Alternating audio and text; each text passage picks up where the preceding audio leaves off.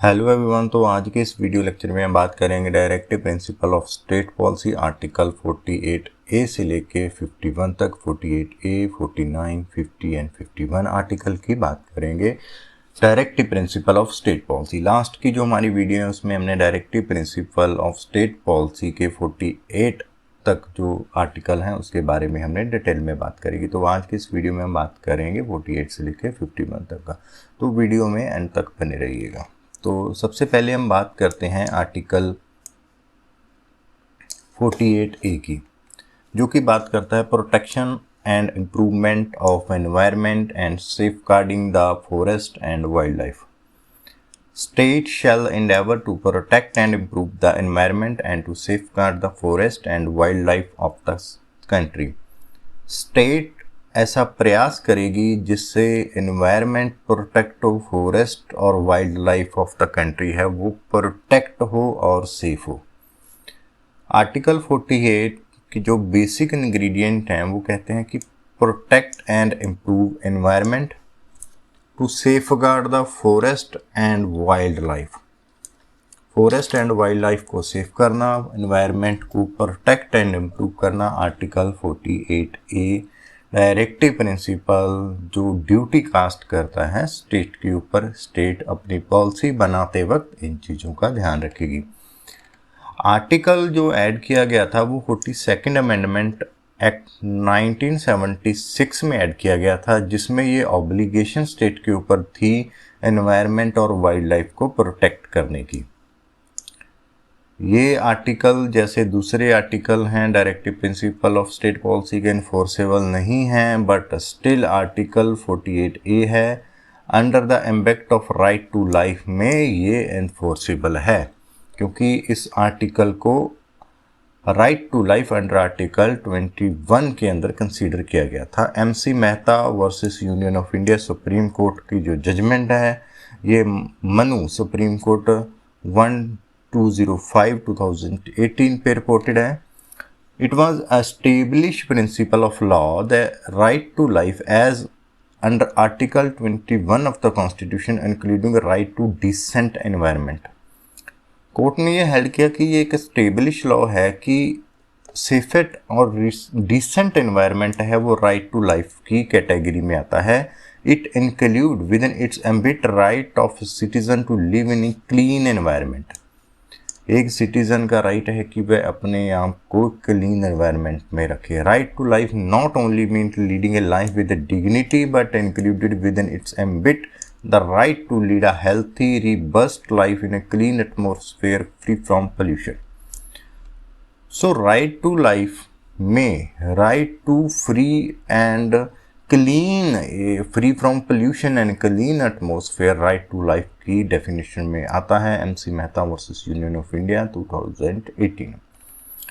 Article 39, 47, 48A अपने आप में कोलेक्टिवली एक स्टेट के ऊपर ड्यूटी कास्ट करते हैं कि वह लोगों के लिए एक हेल्थी एनवायरनमेंट क्रिएट करे, हेल्थ के लिए काम करे, पब्लिक हेल्थ को इम्प्रूव करे, जिसमें एनवायरनमेंट प्रोटेक्ट और इम्प्रूवमेंट इस कैटेगरी में आता है।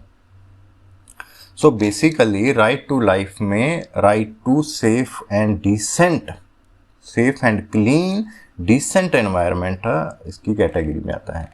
जो नेक्स्ट आर्टिकल है वो है आर्टिकल 49, जिसमें protection of monuments and places and object of national importance.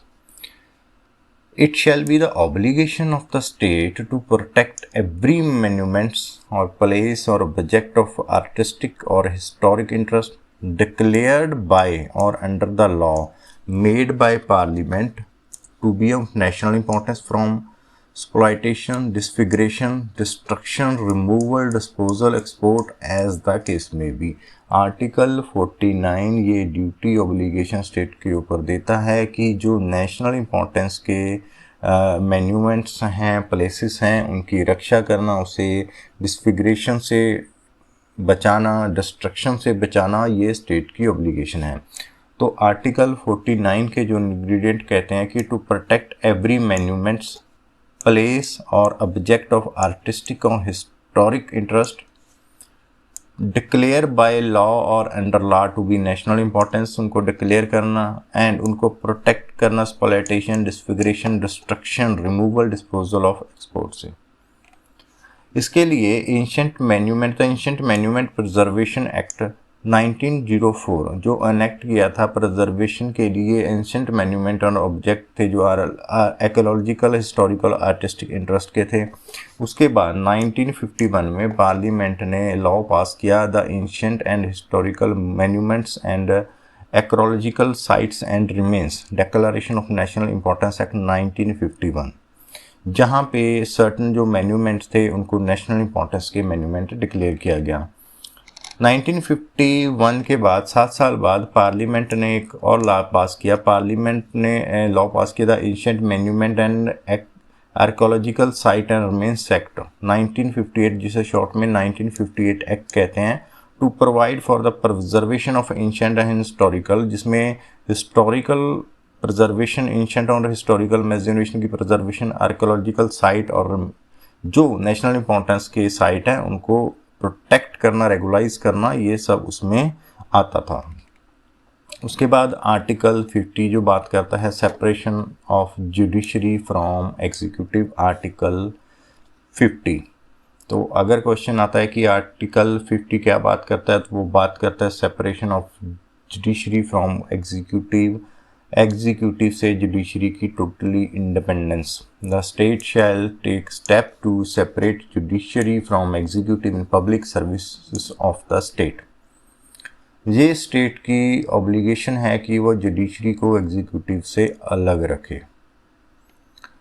Supreme court ने advocate on record association versus union of India 2016 SCC में ये जो एक्ट था, रिपोर्ट हुआ था, उसमें सुप्रीम कोर्ट के सामने 2 एक्ट थे।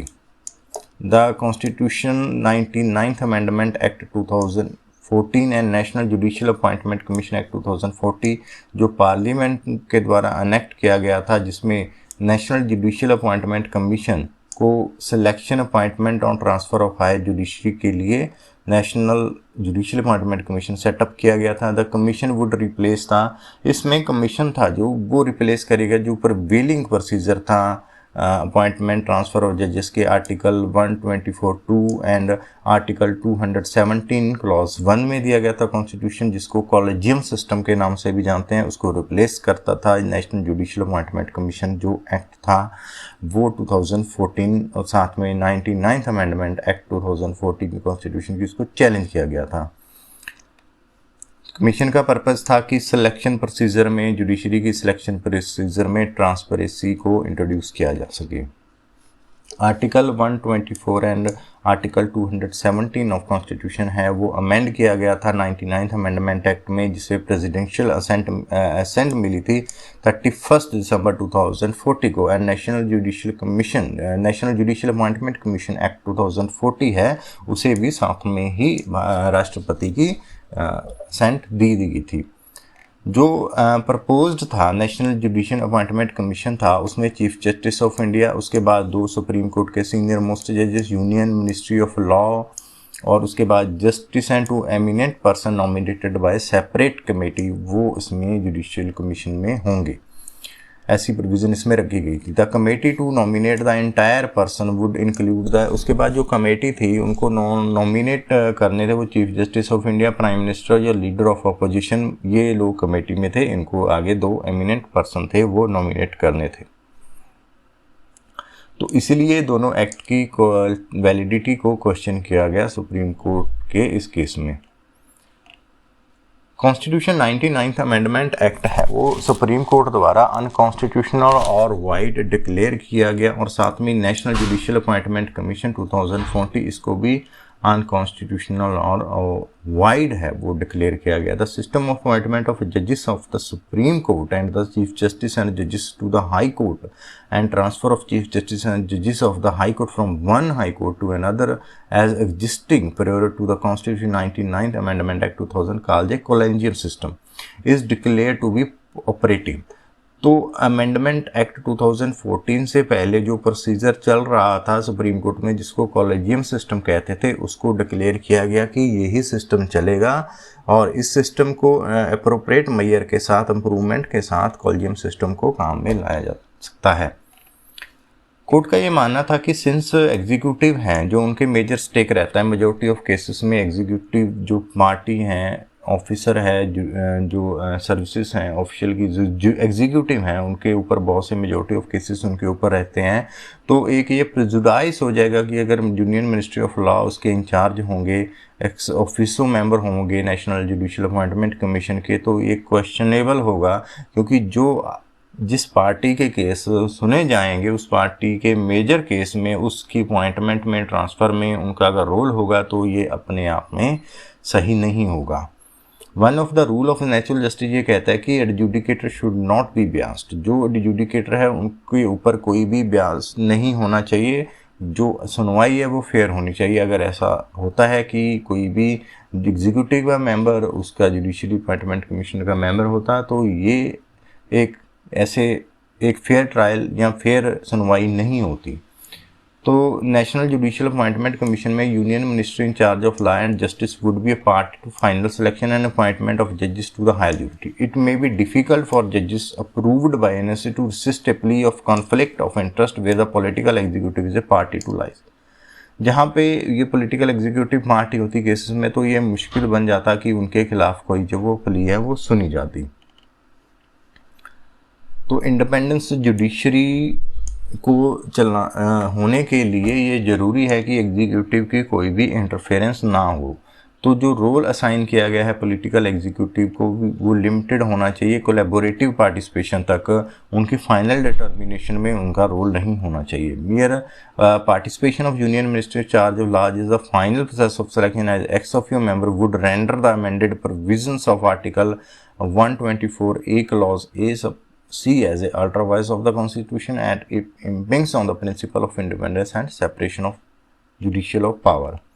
तो एग्जीक्यूटिव को जुडिशरी से सेपरेट रखने के लिए ये ज़रूरी है कि कोई भी एग्जीक्यूटिव का मेंबर है फाइनल सिलेक्शन ऑफ जजेस के लिए उसमें शामिल ना हो।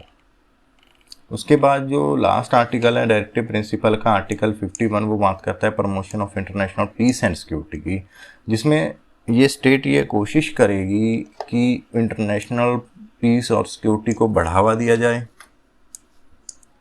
उसके साथ जो रिलेशन है दूसरे देश के साथ उसको वेल मेंटेन रखा जाए।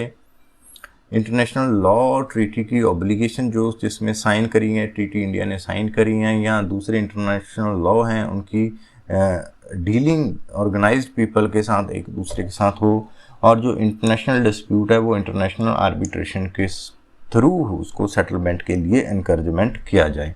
तो ये डायरेक्टिव प्रिंसिपल थे जो ऑब्लिगेशन क्रिएट करते थे स्टेट के ऊपर कि जब भी वह कोई ऐसी लॉ बनाए तो इसमें डायरेक्टिव प्रिंसिपल को ध्यान में रखा जाए।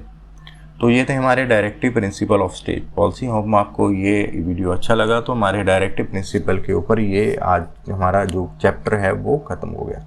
So thank you for watching this video. Thank you.